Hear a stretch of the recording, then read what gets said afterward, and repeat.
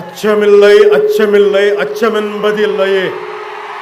இச்சகத்து உள்ளுரெல்லாம் எதிர்த்து நின்று போதினும் அச்சமில்லை அச்சமில்லை అచ్చమెన్బదిల్లయే. భయం లేదు భయం లేదు భయమన్నది లేనే లేదు. ఒక దుర్నీతి దుర్జన లోకమంతయు ఎదురొచ్చినా భయం లేదు భయం లేదు భయమన్నది లేనే లేదు. భయం లేదు కాబట్టే అసలే చీకటి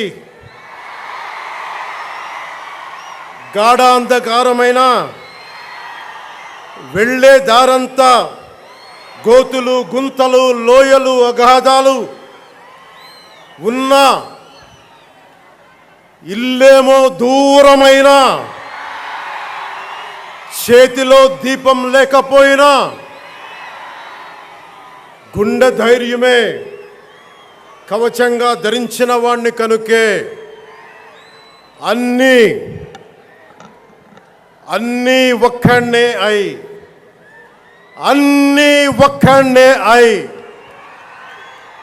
2014లో జనసేన పార్టీని స్థాపించాం. భావ తీవ్రత ఉంది గనుకే 2018లో పోరాట యాత్ర చేశాం. ఓటమి భయం లేదు కాబట్టే 2019లో పోటీ చేశాం. ఓడినా అడుగు ముందుకే వేశాం. మనం నిలబడ్డాం, పార్టీని నిలబెట్టాం. మనం నిలదొక్కుకున్నాం. మనం నిలదొక్కుకోవటమే కాకుండా 4 దశాబ్దాల టీడీపీ పార్టీని కూడా నిలబెట్టాం. మనం ఓడినప్పుడు 2019లో మీసాలు మెలేశారు, జబ్బలు చరిచారు, తొడలు కొట్టారు, మన ఆడపడుచుల్ని అవమానించారు, ప్రజల్ని నిరంతరం హింసించారు. ఇదే న్యాయం అని మన నాయకులు, మన జన సైనికులు, మన వీర మహిళలు అందరూ అడిగితే, గొంతెత్తితే వారిపైన కేసులు పెట్టారు, జైళ్ళల్లో పెట్టారు, నిర్బంధంలో తోశారు. 4 దశాబ్దాల సుదీర్ఘ రాజకీయ అనుభవం ఉన్న నాయకుడిని అక్రమ కేసుల్లో బంధించారు. వారి తెలుగుదేశం పార్టీ కార్యకర్తల్ని, సీనియర్ నాయకుల్ని రోడ్డు మీదకి రావాలంటే భయపడేలా చేశారు. ఇక నాలాంటి వాణ్ణి తిట్టని తిట్టు లేదు, పాల్ చేయని అవమానం లేదు, చేయని కుట్ర లేదు, వేయని కుతంత్రం లేదు. ఈ ఎన్నికల్లో అసెంబ్లీ గేటును కూడా తాకలేవు అని మనల్ని ఛాలెంజ్ చేసి సరిచిన ఆ తొడల్ని బద్దలు కొట్టాం. ఏం చేశాం? బద్దలు కొట్టాం. బద్దలు కొట్టి ఆంధ్రప్రదేశ్ అసెంబ్లీలో 21 మంది ఎమ్మెల్యేలతోటి, పార్లమెంటులో 2 ఎంపీలతోటి అడుగు పెట్టాం.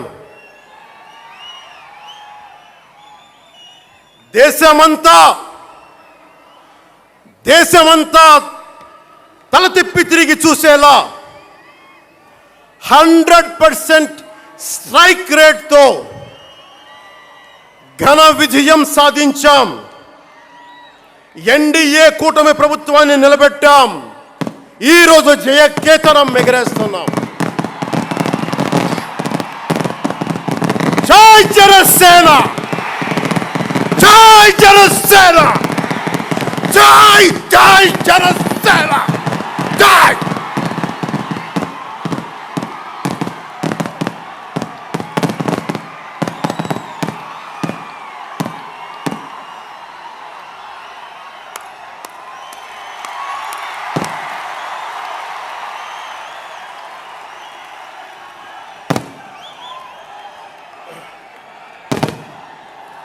భరత భూమి నేర్పినదో, ప్రజాకోటి నేర్పినదో, నిజం ఏమిటో కానీ ఒట్టి చేతిలో శత్రువుపై దుమికే శక్తి ఉంది అని చెప్పిన దాశరథి కృష్ణమాచార్య మాట బలం తెలంగాణకే కాదు, నెల్లూరులో చదువుకున్న నాకు కూడా.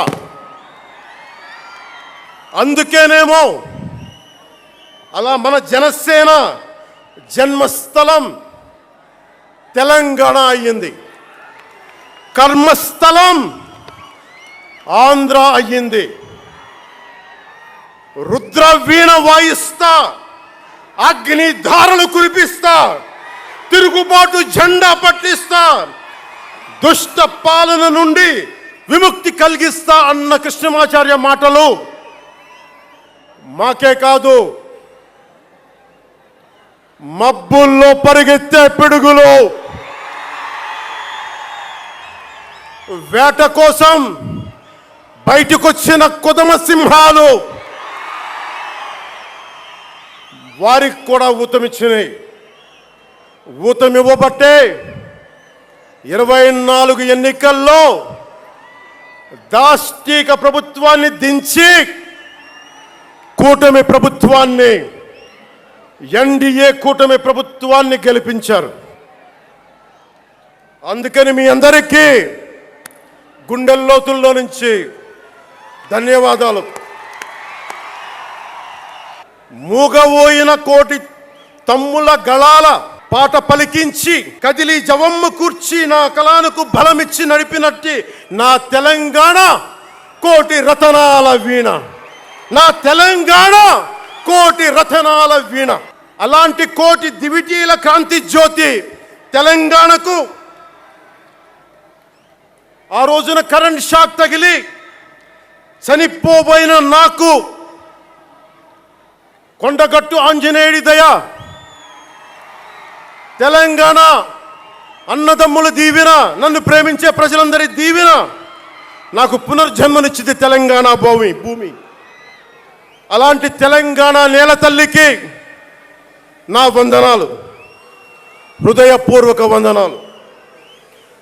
బండెన్క బండి గట్టి 16 బండ్లు గట్టి ఏ బండిలో పోతావు కొడక నైజాం సర్కార్ రోడా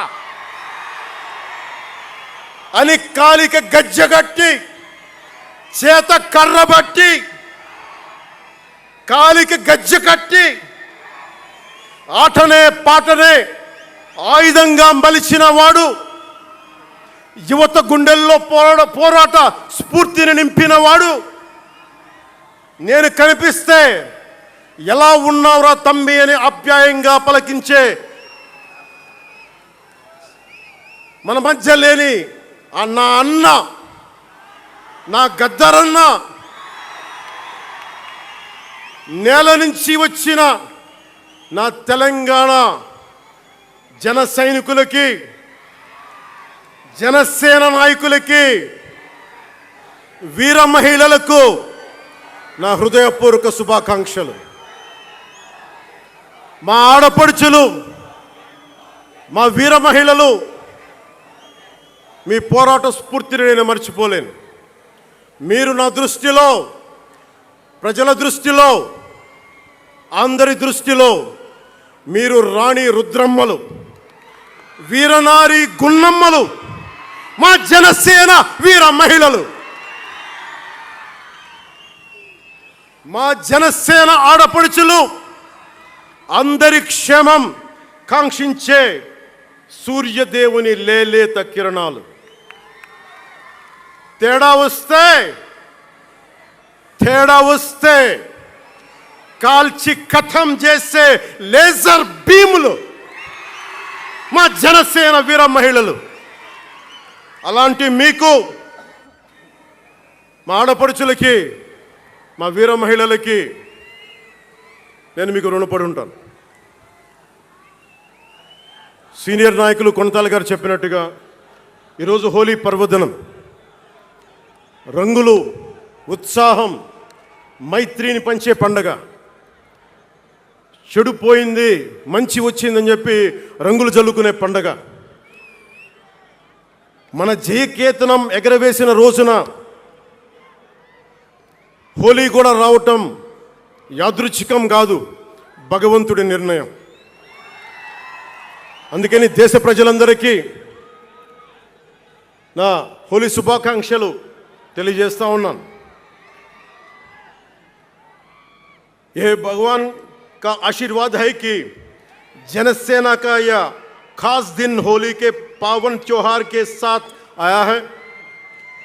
मेरे लिए होली रंगों का त्योहार है, एकता का त्योहार है, दोस्ती का उत्सव है, खुशी और उल्लास का पर्व है.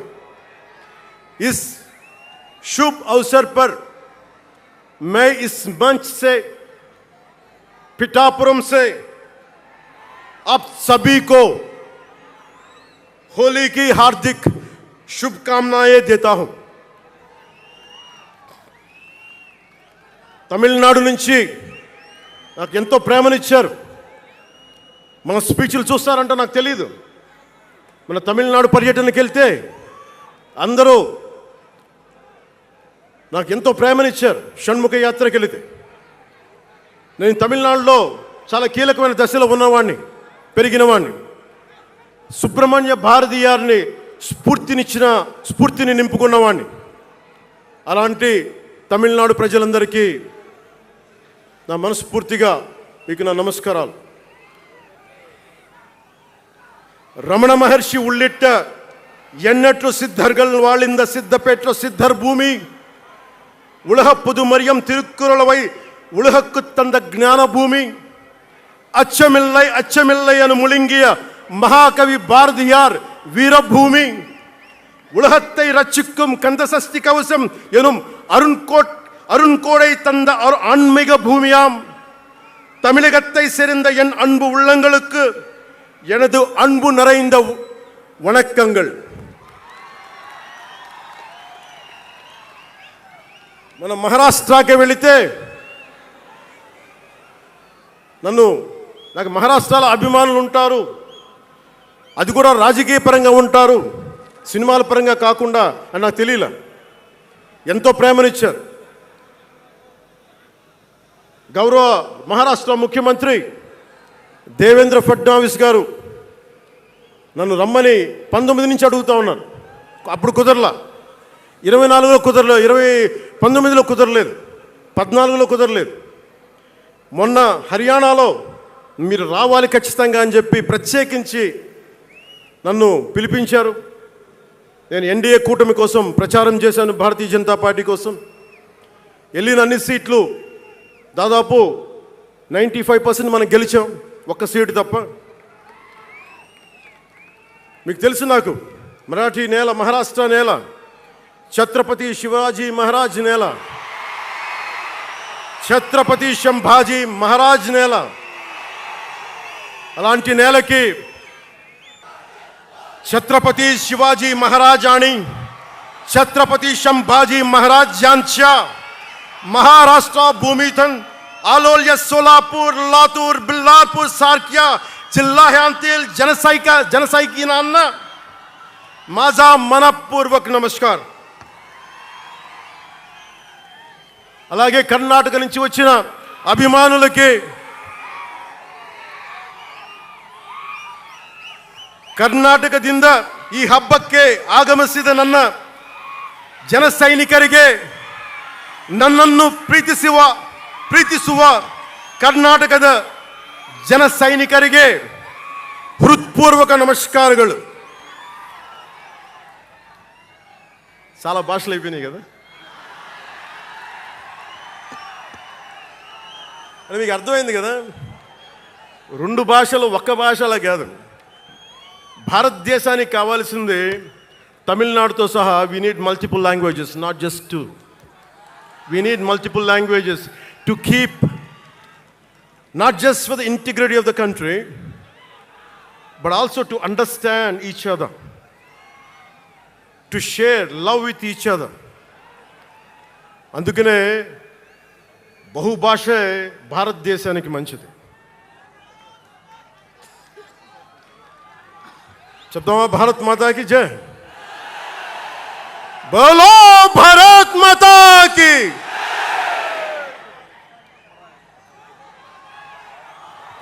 అలాగే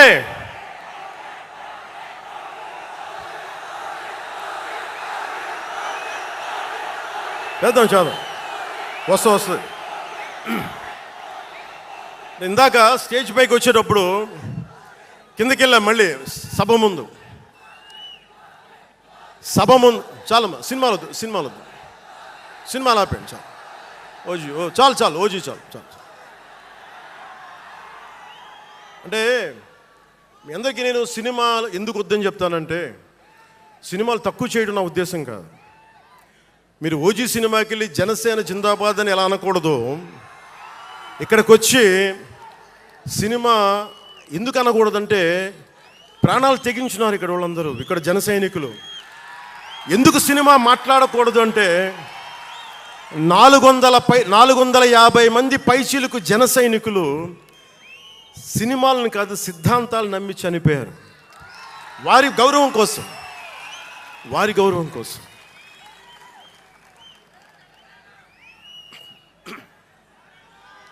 ఇందాక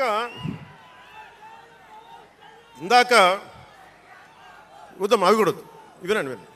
మీరు వింటలేదని అర్థం. నా పేరు అరుస్తున్నారు అంటే మీరు నా మాట వింటలేదని. నా మాట వింటే 151 ఉన్న సీట్లు పార్టీ పోయింది. అందుకే నా మాట వినాలి, కూర్చోండి.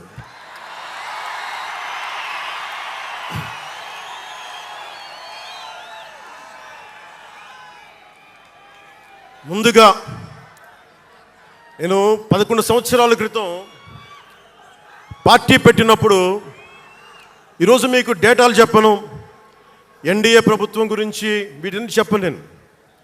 నేను మీతోటి 11 సంవత్సరాలు పార్టీని ఎలా నడిపాం, ఏ బేసిస్తో నడిపాం, నా కష్టాలేంటి, నేను పడ్డ ఇబ్బందులేంటి, కొన్ని పంచుకుంటాను. అన్నీ పంచుకుంటే సంవత్సరం కావాలి. నేను ఓటమిలు ఎలా ఉంటాను, గెలుపులు ఎలా ఉంటాను, మీరు నా గుండెల్లో పెట్టుకున్న వాళ్ళు, మీరందరూ నా గుండెల్లో పెట్టుకున్న, మీకు మించిన కుటుంబం నాకు లేదు. అలాంటి నేను 2014లో ఒక్కడనే కూర్చొని జ్వలిస్తూ మదించిపోతూ, మన ఆలోచనతో మధిస్తూ, ఎలా చెప్పాలి, పెద్ద రాజకీయాల మీద నా చాలామందితో కసరత్తులు చేసిన వాడిని కాదు. 2009లో అప్పుడు రాజకీయ ప్రస్థానం తప్ప. 2003లో నేను మా నాన్నకి చెప్పాను ఫస్ట్. ఈరోజు మా నాన్నగారు లేరు, స్వర్గస్థులయ్యారు. మా నాన్నకి మా అమ్మకి 2003లో చెప్పారు, అమ్మ నేను ఒకరోజు పాలిటిక్స్కి వెళ్తాను. మా నాన్నకి నచ్చల మాట. శుభ్రమైన కెరీర్ పెట్టుకొని పిచ్చేంట్రా నీగా నేను. కానీ నేను చెప్పలేకపోయినా ఆ రోజున. నేను సినిమాలని దృష్టిలో పెట్టుకొని ఎదగలేదు, సమాజాన్ని దేశాన్ని దృష్టిలో పెట్టుకుని ఎదిగాను. సినిమా నాకు ఉపకరణం అయింది, కానీ సినిమా నా జీవితం కాలం. చెప్పలేకపోయినా ఆ రోజున. నన్ను చాలామంది, మీరు అందరికీ నాకు గద్దరన్న ఎలా పరిచయం అనుకుంటున్నారు మీరు? రాజకీయాల ద్వారా కాదు. గద్దరన్న ఖుషీ సినిమా చూసి మా అన్నయ్య గారిని పట్టుకొని, మా అన్నయ్య గారి దగ్గరికి వచ్చి, మా పెద్దన్నయ్య గారి దగ్గరికి వచ్చి, మీ తమ్ముడిని కలవాల్సిందే నేను. మా అన్నయ్య ఫోన్ చేశారు, అని నేను గద్దర్ గారు కలుస్తారంటాను. నాకు గద్దర్ గారు అంటే ఇష్టం చిన్నప్పటి నుంచి, మా నాగబాబు గారి దయ వల్ల. సరే కలిస్తే ఆయన ఎంత క్షుణ్ణంగా ఆయన పరిస్థితి చెప్పాడంటే, అరే నువ్వు దేశం కోసం సమాజం కోసం ఆలోచించేవాడివి.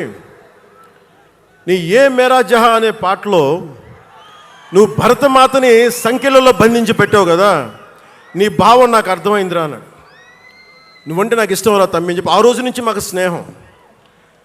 అది నాకు అన్న తమ్ముడ బంధం అయిందని ఆయన చనిపోయేలోపు. అలాగే 2006లో నేను విపరీతంగా ఒక పిహెచ్డి కోసం, ఒక స్కాలర్ ఎలా చదువుతాడో పుస్తకాల మధ్యలో సినిమాలు చేశాను. అందుకే నా సినిమాలు మీకు నచ్చి ఉండకపోవచ్చు ఆ రోజున. కానీ నా జ్వలనాన్ని ఎక్కడో ఢిల్లీలో కూర్చొని ఒకళ్ళు, ఢిల్లీ యూనివర్సిటీలో పనిచేసే ఒక ప్రొఫెసర్, ప్రకాశం జిల్లాకు చెందిన వ్యక్తి, నాకు తెలియదు ఆయన ప్రకాశం జిల్లా వ్యక్తి. నా రోజున ఆయన వచ్చి మిమ్మల్ని కలవాలని చెప్పి ఒక నెల రోజులు నా వెంట పడితే ఆయన కలిశారు. ఆయన వచ్చి నన్ను ఒకే ఒక మాట అడిగారు. 2006లో మీరు రాజకీయాల్లోకి వస్తారా? బహుజన సిద్ధాంతం మేము ముందుకెళ్తాం. చాలామంది అడిగి నన్ను పంపించారు. మీరు సంసిద్ధం అంటే నేను మాట్లాడతాను, నేను కదుపుతానంటే ఆ రోజున నాకు ఇంకా మెచ్యూరిటీ లేదు. ఒక కుటుంబాన్ని నడపడానికే చాలా శ్రమ పడాలి. ఒక కుటుంబాన్ని ఏకతాటిపైన తీసుకురావాలంటే నేను కష్టపడాలి. ఒక సినిమా చేయాలంటే నేను ఇంత కష్టపడాలి. ఇన్ని కోట్ల మందికి సంబంధించిన జీవితాన్ని ఒక భావంతో కట్టిపడేయాలంటే నాకు ఇంకా అంత మెచ్యూరిటీ లేదు. మెచ్యూరిటీ వచ్చిన రోజున మీకు తెలియజేస్తానని చెప్పాను. ఆ వ్యక్తి అప్పటి నుంచి ఇప్పటిదాకా అరుదుగా అప్పుడప్పుడు కలుస్తూ ఉంటాను. ఈ రోజున హైదరాబాద్ సెంట్రల్ యూనివర్సిటీ ప్రొఫెసర్, మీలో కొంతమందికి తెలిసి ఉండొచ్చు, ప్రొఫెసర్ శ్రీపతి రాముడు గారికి మనస్ఫూర్తిగా నా ధన్యవాదాలు తెలియజేస్తున్న. వారిని వేదికపైకి రమ్మని మనస్ఫూర్తిగా రోడ్డును వేయించగలిగాం. వాళ్ళు 2000 వేయించారు 5 సంవత్సరాల్లో. మనం 2500 కోట్ల పైగా ఖర్చు పెట్టినట్టున్నాం. ఇవన్నీ ఎందుకు చెప్తున్నానంటే ఒకవేళ మనం అనుకుంటే ఎంత చేయగలమని అంటానికి.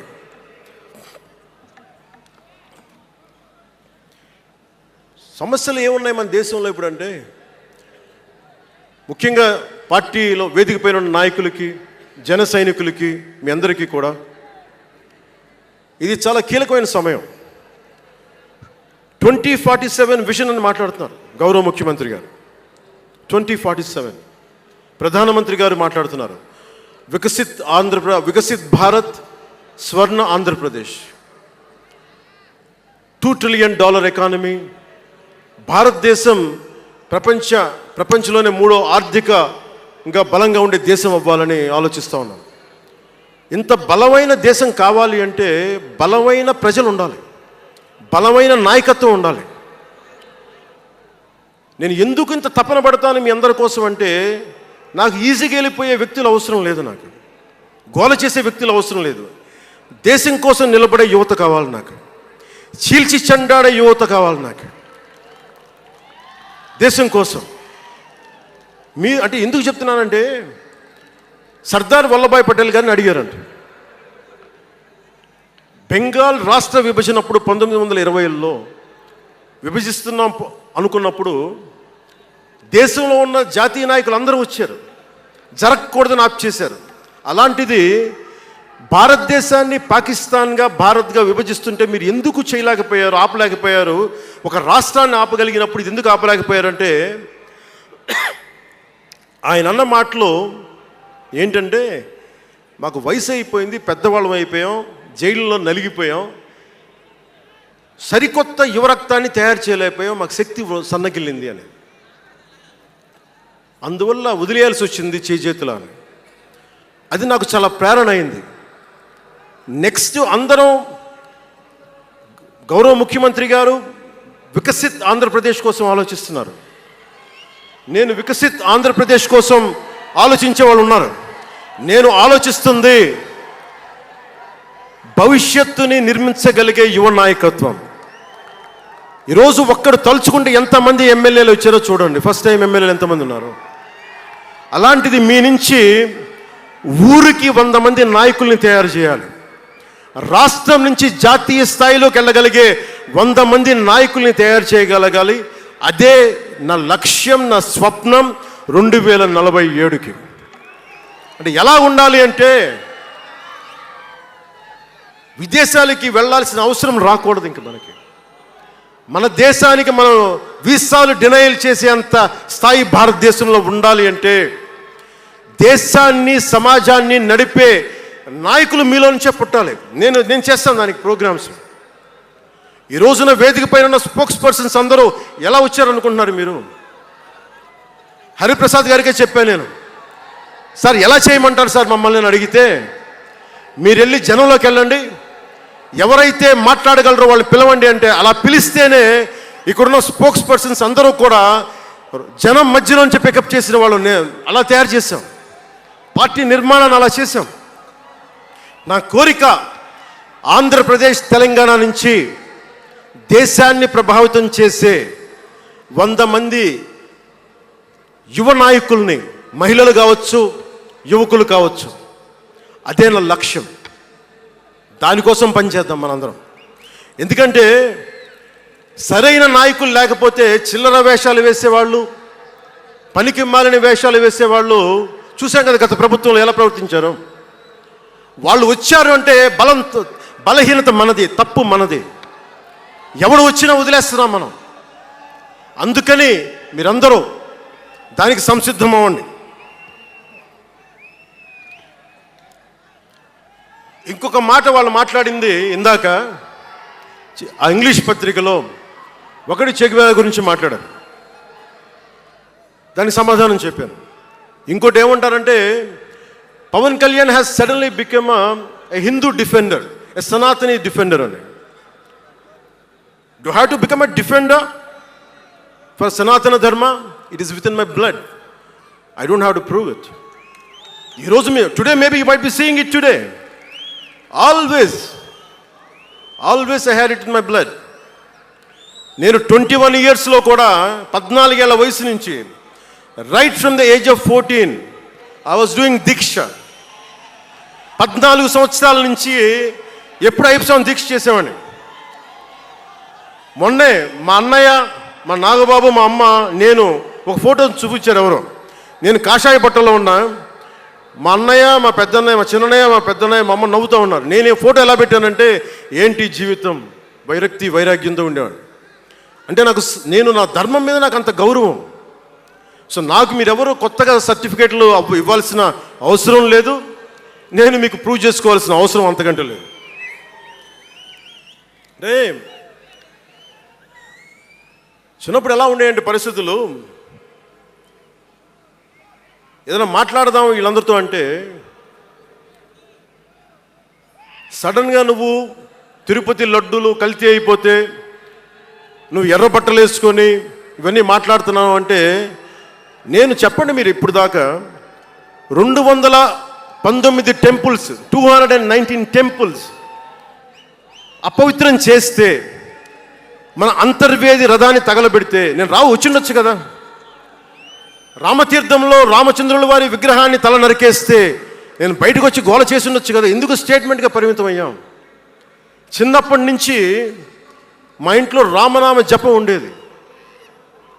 మా నాన్న ఉమ్మడి కమ్యూనిస్ట్ పార్టీ సభ్యుడు, ఎథీస్ట్ ఒకప్పుడు, టీన్స్లో 20లో. ఆయన మరి ఎలా మారిందో మనసు తెలియదు కానీ విపరీతం రామభక్తుడు అయిపోయాడు నేను పుట్టేటప్పటికి.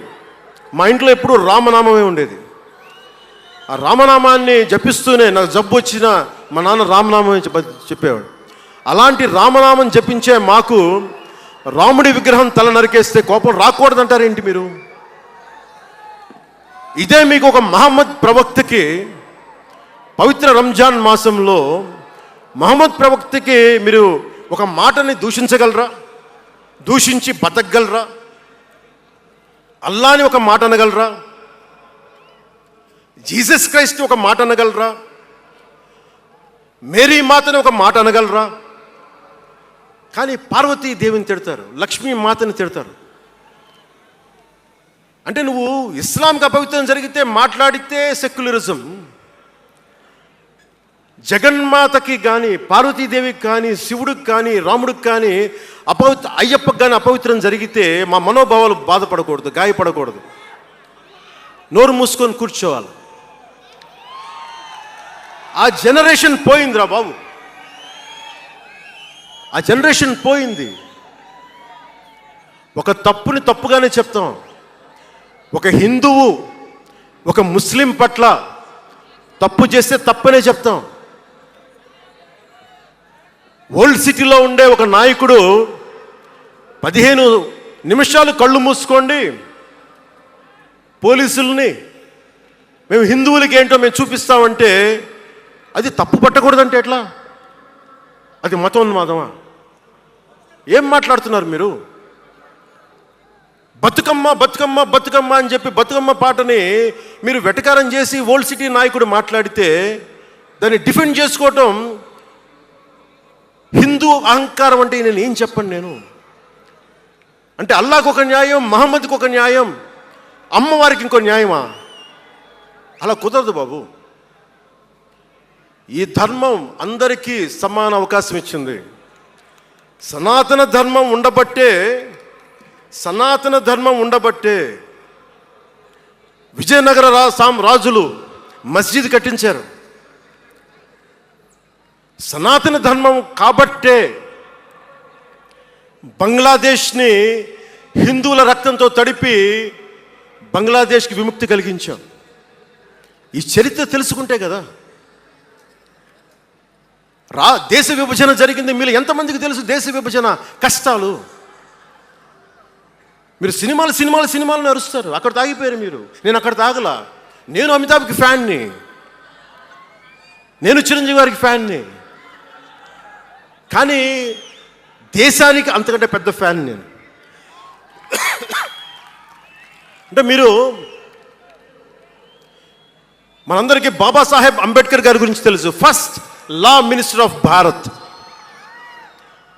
ఎక్కడికి వెళ్ళినా ఆయనకి 100 అడుగులో, తెలంగాణకి వెళ్ళినా ఆంధ్రాకి వెళ్ళినా 100 అడుగులు ఇంకా పైన విగ్రహం పెట్టి మనం ఆరాధిస్తాం. మీకు ఎవరికైనా తెలుసా? అంటే సనాతన ధర్మాన్ని తిడతా ఉంటారు. మీకు ఎవరికైనా తెలుసా? పాకిస్తాన్ ఫస్ట్ లా మినిస్టర్ దళిత కమ్యూనిటీకి చెందిన జోగేంద్రనాథ్ మండల్. ఆయన పేరు ఎప్పుడైనా విన్నారా? ఎంతమంది వినుంటారు? ఆయన ఏ పరిస్థితిలో చచ్చిపోయారో తెలుసా? ఆయన నేను భారతదేశాన్ని నమ్మను, పాకిస్తాన్ని నమ్ముతాను అంటే అంబేద్కర్ గారితో సహా చాలామంది వద్దని చెప్పినా కానీ ఆయన పాకిస్తాన్కి వెళ్ళిపోయి దాన్ని బంగ్లాదేశ్లో చాలా హిందూ జిల్లాలు కలిపేసి ఆయన దళిత కులాల నుంచి వచ్చిన వ్యక్తి.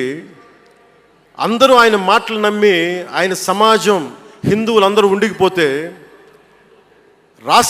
దేశ విభజన తర్వాత జరిగిన గొడవల్లో దాదాపు ఆయన కుటుంబంలో బంధువులందరినీ ఊచకోతకోసి చంపేశారు. పాకిస్తాన్ లా మినిస్టర్గా వెళ్ళిన వ్యక్తి భారతదేశానికి తిరిగి కాందీసుకుడుగా వచ్చి చనిపోయారు ఆయన.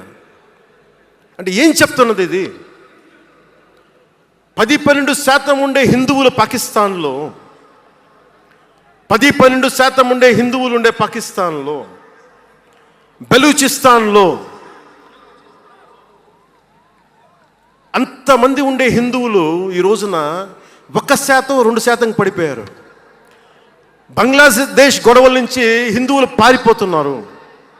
మన దేశంలో అలా జరిగిందా? ఎంత మర్యాద ఇస్తాం ఇస్లాంకి? నా దగ్గర ఉండే వ్యక్తులను అడగండి, ఇస్లాం పాటించే నా దగ్గర ఉండే నా సన్నిహితులను అడగండి. ఇది పవన్ కళ్యాణ్ గొప్పతనం కాదు, సనాతన ధర్మం నాకు నేర్పింది ఇది. నువ్వు రాముణ్ణి ఆరాధించు, అల్లాని గౌరవించు, అల్లాని ద్వేషించమని మాకు సనాతన ధర్మం చెప్పలా. ఇది చెప్పాలి, అర్థం చేసుకోవాలి. ఇది ఈ సూడో సెక్యులరిస్టులు, కుహానా సెక్యులర్ వాదులు. నేను ఒకసారి వైజాగ్లో 19లో ఒక సీనియర్ నాయకులను అడిగాను. నేనేమడిగానంటే secularism, what is the true meaning of secularism అని. అలా మాట వచ్చి నేనేమడిగానంటే, మీరు ఒక హిందువు తప్పు చేస్తే ఖండించండి, ఒక ముస్లిం పట్ల ద్రోహం చేస్తే ఖండించండి, శిక్షించండి. అలాగే ఒక ముస్లిం ఒక హిందువుల్ని ద్వేషించినా దాడి చేసినా శిక్షించండి. ఇద్దరికి శిక్ష ఒకటే. అలా కాకుండా వీళ్ళనంటే ఓట్లు పోతాయి, వీళ్ళంటే ఓట్లు పోవని ఓట్లు రాజకీయం చేస్తేనే కదా ఈ రోజున ఇంత హైందవం భగవాన్ ఎందుకు ఉంది అంటే దీనివల్లే. Because of pseudo secularists. ఈ రోజున ఇది జరుగుతుందంటే because of you pseudo secularists. Because of you. మీరే కనుక secularism if you would have applied in the true spirit, there would have no need for the changes what are there today. మీరు చేశారు తప్పులు. ఆ రోజు నేను అడిగా, ఓల్డ్ సిటీలో పతబస్తీ హైదరాబాద్లో మీరు 15 నిమిషాలు మీరు కళ్ళు మూసుకోండి పోలీసుల్ని, మేము హిందువులకి ఏంటో చూపిస్తామంటే నువ్వు ఎవరిని ఉద్దేశించి మాట్లాడుతున్నావు?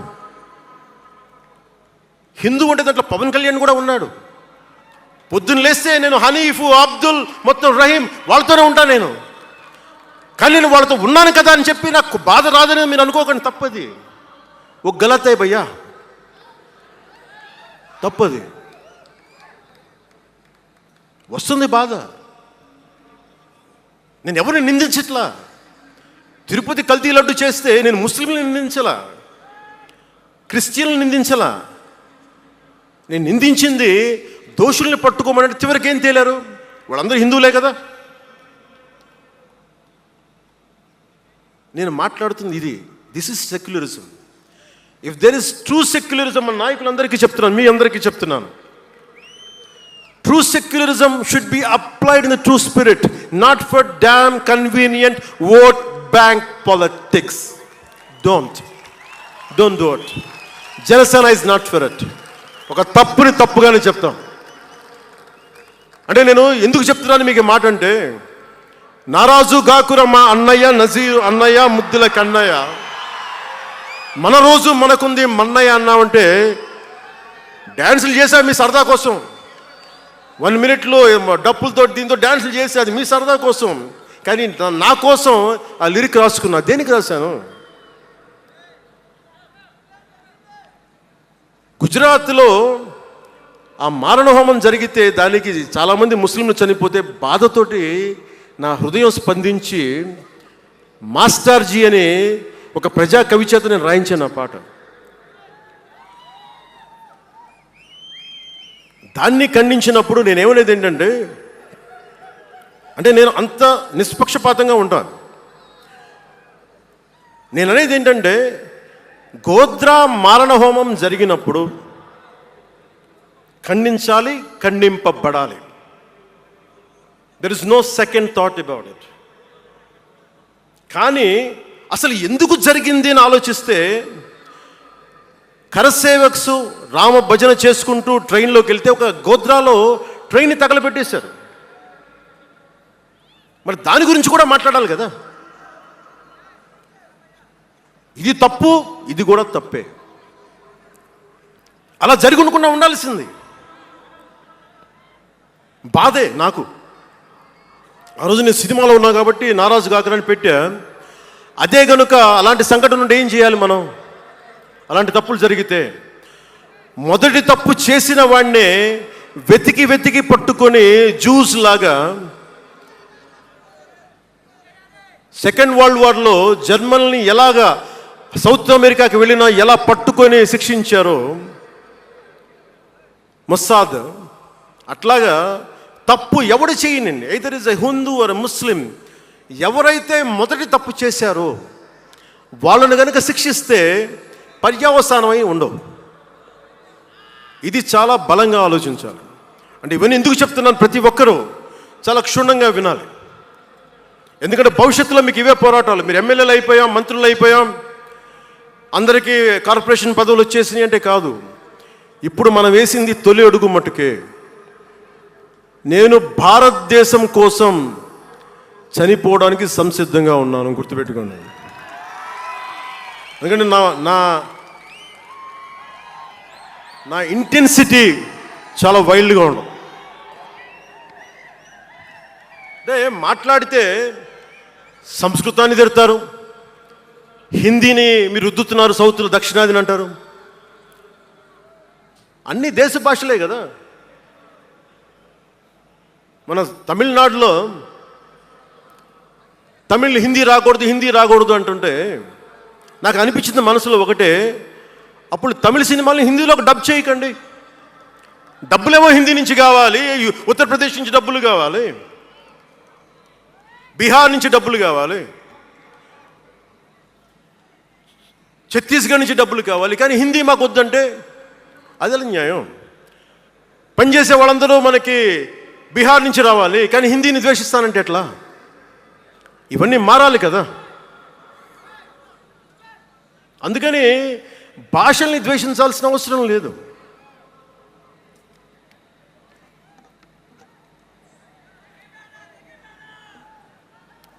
అంటే మనం ముఖ్యంగా హిందువులందరికీ నేను చెప్తా ఉన్నాను, మీరు ముస్లింలను చూసి మీరు నేర్చుకోండి. పవిత్ర రంజాన్ మాసంలో ఉపవాస దీక్ష వహిస్తున్న నా ముస్లిం సోదరులందరికీ నా హృదయపూర్వక రంజాన్ శుభాకాంక్షలు. సంస్కృతాన్ని తిడతారు, గుళ్ళల్లో సంస్కృతాలు మంత్రాలు చదవకూడదంటారు. ముస్లిమ్స్ ఆ మాట అంటున్నారా?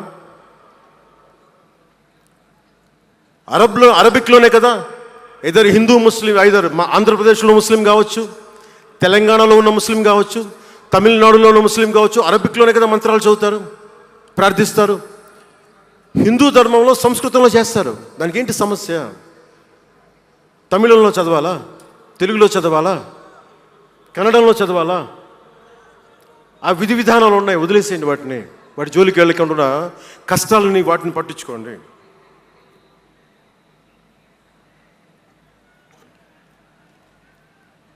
మాట్లాడితే భారతదేశాన్ని ఉత్తరం దక్షిణం అంటూ ఉంటారు.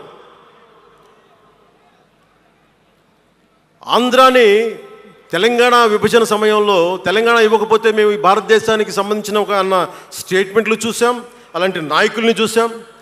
ఆంధ్రాని విభజిస్తుంటే ఆంధ్ర వాళ్ళు మేము ఇక్కడ సంబంధం లేదు, మేము భారతదేశంలో ఉన్నవన్న స్వయం నాయకులు నా దగ్గర అన్నారు.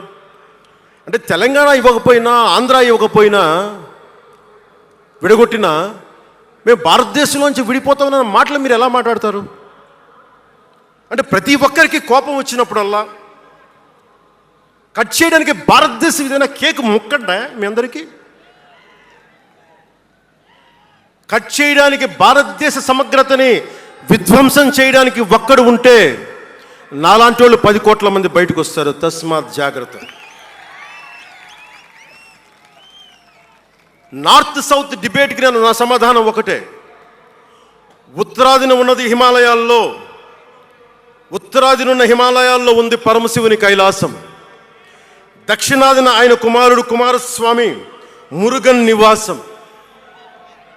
ఈ దేశాన్ని విడగొట్టే ధైర్యం, సాహసం ఎవ్వడికి ఉందని నేను అనుకోను. ఆ భయం నాకు లేదు. వారు ఎంచుకున్న ప్రదేశం ఈ భారతదేశం. అలాంటి దేశాన్ని విడగొట్టాలి అనుకుంటే ఒకసారి ఆలోచించి మాట్లాడండి. భాష వేరు, భావం వేరు. మీరు బయటవారు, మేము లోపల వారం. మీరు ఉత్తరాది వాళ్ళు తెల్లగా ఉంటారు, మేము దక్షిణాది వాళ్ళు నల్లగా ఉంటామంటే మా ఇంట్లోనే ఒకళ్ళు, మా అన్నయ్య 6 అడుగులు 2 అంగుళాలు 3 అంగుళాలు, నేనేమో 5 అడుగులు 9-10 అంగుళాలు నేను. మా బంధువుల్లో అన్ని రకాల వాళ్ళు ఉంటాం. కొంతమంది నల్లగా ఉంటాం, కొంతమంది తెల్లగా ఉంటాం.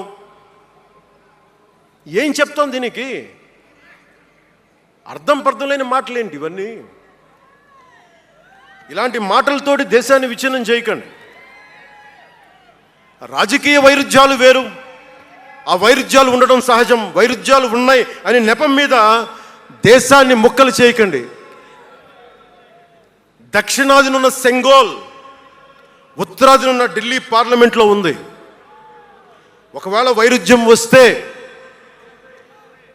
వేర్పాటువాదం విడిపోమని కాదు, అది కాదు, కలిసి పరిష్కారం వెతకమని. డీలిమిటేషన్ ఉంది ఈ రోజున. డీలిమిటేషన్ జరిగితే పార్లమెంట్ సీట్లు దక్షిణాదికి తగ్గిపోతాయి అంటే అసలు తగ్గుతాయా లేదని డిస్కషన్ పెట్టండి. దానికి నేను రూపీ సింబల్ మార్చేస్తాను, నా భాషలో పెడతానంటే అప్పుడు మేము తెలుగులో కూడా పెట్టాలి. దానికి కన్నడ వాళ్ళు కన్నడంలో పెట్టాలి, గుజరాతీ వాళ్ళు గుజరాతీలో పెట్టాలి, మహారాష్ట్ర వాళ్ళు మహారాష్ట్రలో పెట్టాలి. దేనికైనా ఒక వివేకం, ఆలోచన ఉండద్దా?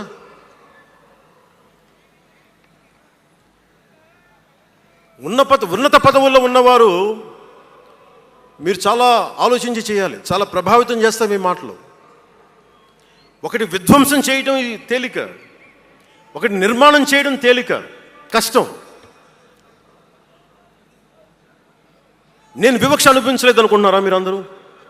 తమిళనాడులో పెరిగినప్పుడు 14 ఏళ్ళ వయసులో నేను తమిళనాడులో పెరిగినప్పుడు మైలాపూర్ స్కూల్లో ఉన్నారే గొల్టింగ వాడ అని పిలిచేవాడు. నేను నాకు అర్థమయ్యేది కదా గొల్టి అంటే ఏంటి అనుకునేవాడిని. అదొక డెరిగేటెడ్ టర్మ్ అది. నేను మా మాస్టర్ గారిని అడిగాను, రామ్నాథన్ గారిని అడిగాను, సార్ ఇంత మాదిరి சொல்கிறாங்க సార్, గొల్టిని சொல்கிறாங்க సార్ అంటే ఆయన నాకు ఒకటే మాట చెప్పాడు. వాళ్ళని పిలిచాడు, వాళ్ళని తిట్టాడు. ఏదో ఏంటి సార్ గొల్టి, ఎందుకు సార్ గొల్టి మీనింగ్ అంటే ఆయన ఏదో నవ్వి వదిలేసి ఆయన ఒక మాట అన్నాడు, అరే தெலுங்குని రివర్స్ பண்ண గొల్టి అని சொல்லுவாங்கடா, அப்படி என்ன பெரியார் வந்து தெலுங்குக்காரன் தான்டா, పెరియార్ வந்து తెలుగుకారన్ దా, బలిజన్ నాయకర్ దారు అవరు. ఆ టైంలో ఇప్పుడు మన తిరుపతి రాయలసీమలో ఉండే బలిజ నాయుడు కులానికి చెందిన వ్యక్తి పెరియార్ గారు, తెలుగు. ఆయన ద్రావిడ ఉద్యమ రూపకర్త. సో అందుకని భాషదేముంది, అందుకని దీన్ని పెట్టుకొని విధ్వంసం క్రియేట్ చేయడం సరైనది కాదు. నేను మీకోసం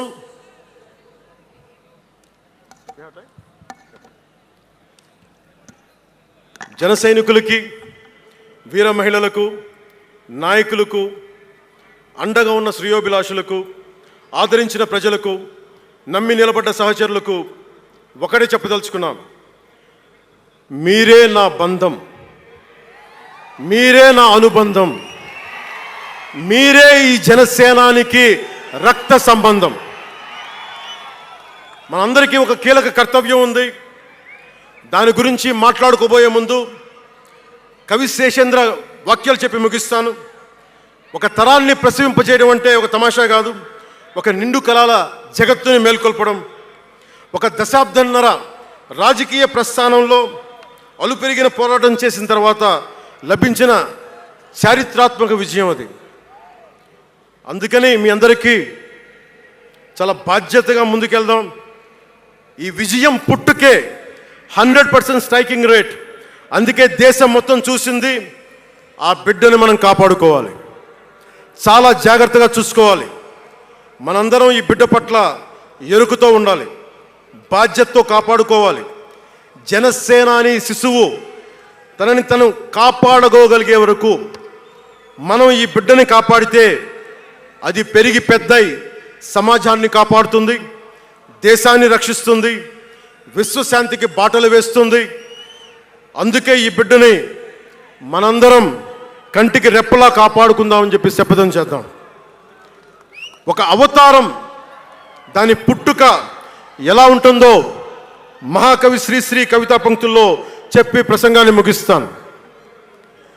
యముని మహిషపు లోహ గంటలు మబ్బు చాటున కణేల్మన్నాయి, నరకలోకపు జాగిరమ్మలు గొలుసు తెంచుకు ఉరికి పడ్డాయి, ఉదయ సూర్యుని సప్తాహయములు నురగలెత్తే పరుగు పెట్టాయి, కనకదుర్గా చంద్రసింహం జూలు విదిలించింది, ఇంద్రదేవుని మనపటేనుగు ఘీంకరిస్తూ సవాల్ చేసింది, ఆది సూకర వేదవేద్యుడు గుర్ఘరిస్తూ కోరసాచాడు, పుడమ తల్లికి పురిటి నెప్పులు కొత్త సృష్టిని స్ఫురింపింపజేశాయి, పుడమ తల్లికి పురిటి నెప్పులు కొత్త సృష్టిని స్ఫురింపించాయి.